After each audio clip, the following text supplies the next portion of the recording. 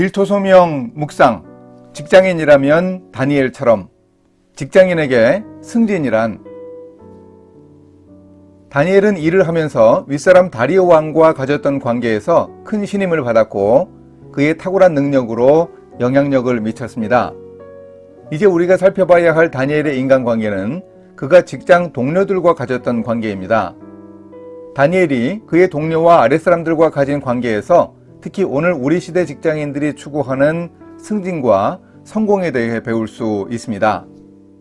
이전에 다니엘은 벨사살 왕에게 나타난 손가락 글씨를 해석할 때도 나라의 셋째 통치자라는 포상을 마다했습니다. 그래도 총리로 임명받았고 그날 밤에 벨사살 왕이 살해당했습니다. 하지만 하루 총리 경력이 메데바사 제국에서도 총리로 임명받는 과정에 도움이 되었을 겁니다.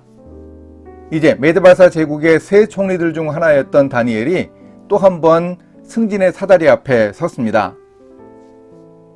오늘의 말씀은 다니엘 6장 5절에서 11절입니다. 그들이 이르되 이 다니엘은 그 하나님의 율법에서 근거를 찾지 못하면 그를 고발할 수 없으리라 하고 이에 총리들과 고관들이 모여 왕에게 나아가서 그에게 말하되 다리오 왕이여 만수무강하옵소서. 나라의 모든 총리와 지사와 총독과 법관과 관원이 의논하고 왕에게 한 법률을 세우며 한 금령을 정하실 것을 구하나이다. 왕이여 그것은 곧 이제부터 30일 동안에 누구든지 왕 외에 어떤 신에게나 사람에게 무엇을 구하면 사자굴에 던져 넣기로 한 것이니이다. 그런즉 왕이여 원하건대 금령을 세우시고 그 조서에 왕의 도장을 찍어 메대와 바사에 고치지 아니하는 규례를 따라 그것을 다시 고치지 못하게 하옵소서 하매 이에 다리오 왕이 조서에 왕의 도장을 찍어 금령을 내니라.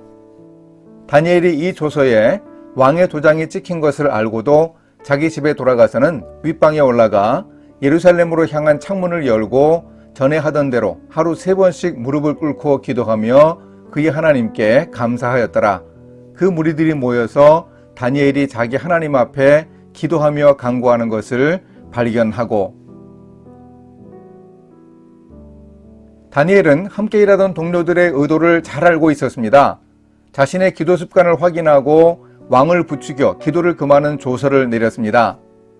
다니엘은 이미 다리오 왕이 내린 조서에 왕의 도장에 찍힌 것을 알고 있었습니다. 그것이 어떤 효력을 가지고 있는지도 알고 있었습니다. 왜 자기가 그런 인생의 위기를 겪고 있는지 또 자기를 책잡아 넘어뜨리려는 자들의 목적이 무엇인지도 다 알고 있었습니다. 그뿐만 아니라 다니엘은 자신이 현재 서 있는 자리가 어디이고 닥쳐온 한 달간의 위기만 잘 넘긴다면 어떤 행운이 자기에게 돌아올지도 알고 있었습니다. 대제국의 총리 자리가 어떤 자리인지 이미 그는 경험해 보아서 너무도 잘 알고 있었습니다. 그러나 다니엘은 이전에 늘 하던 대로 하루 3번 기도하기를 쉬지 않았습니다. 어떻게 이럴 수 있었을까요?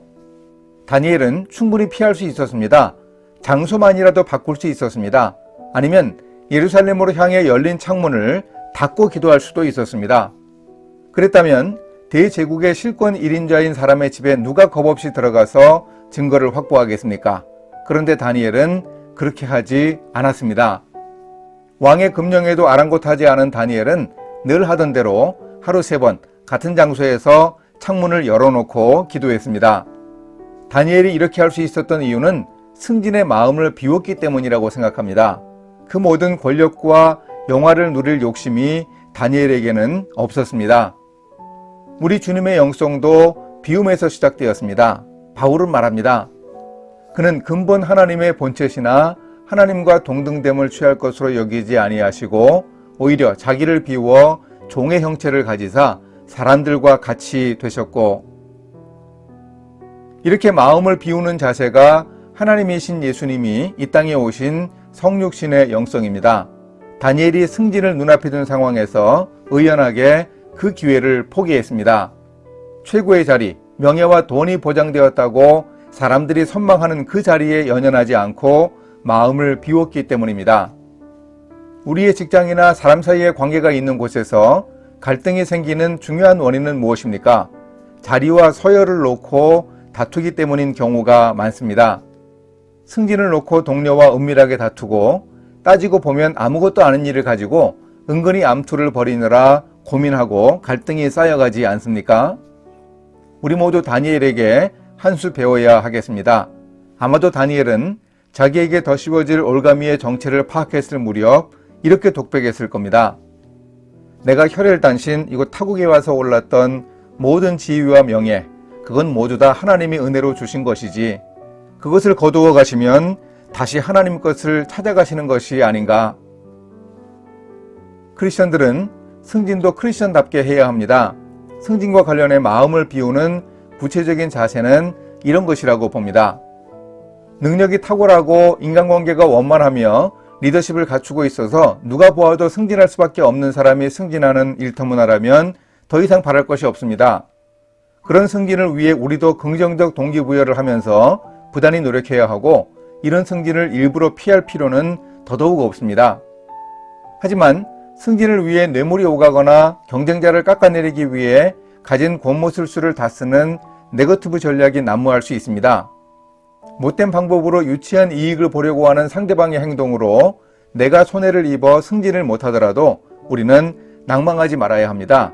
또한 부화내동하지도 말아야 합니다. 다니엘에게 배울 수 있는 비움의 영성을 훈련하는 기회로 삼는 마음가짐을 우리 주님이 기뻐하실 것입니다. 이렇게 실천하겠습니다.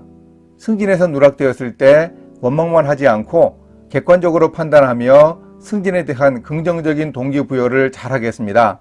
다니엘처럼 성실하고 탁월한 능력을 발휘해서 승진하기 위해 노력하겠습니다. 함께 기도하십니다.